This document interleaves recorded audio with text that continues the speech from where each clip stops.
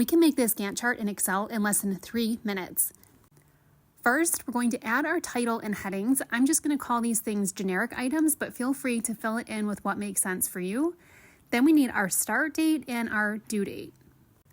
Next, we need to add in our dates. So let's go to column E and start adding in our dates. We're going to start with March 1st, and then let's go up to format here and change this to a little bit shorter of a date so that it's not so wide. So we'll do month and day, and then drag this all the way across, and you'll end up at your 31 days. We're going to keep dragging it. And once you've got your 31 days, we're going to go back over and finish formatting. Let's go back over to the left, and let's say you wanted to number your tasks. Sequence is a great way to do that. You start with the number you want. So let's say 20, we want 20 tasks. And then the columns, we only want it to be in this column, and the increment is 1. So 1, 2, 3, 4, 5. So next we're going to add in our tasks. Again, mine are just generic just to show an example, but feel free to add in what makes sense. And then our start date and our due date of our first task.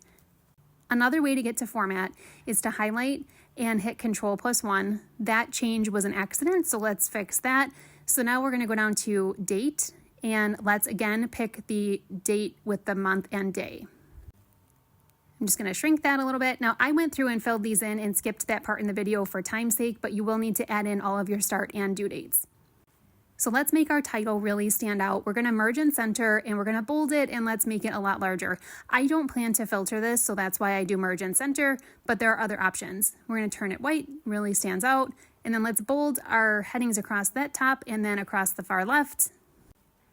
And we'll change the color here just to make a little bit of a distinction, and then we can also bold our start and due dates and change that to a different background. Now the dates really stand out.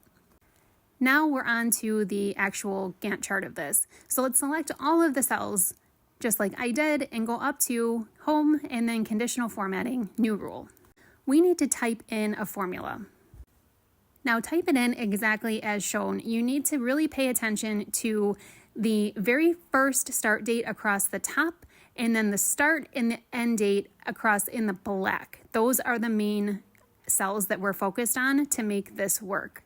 And then once you've entered that formula, we're going to hit format, and then let's go with the blue. You can pick any color you want, hit OK.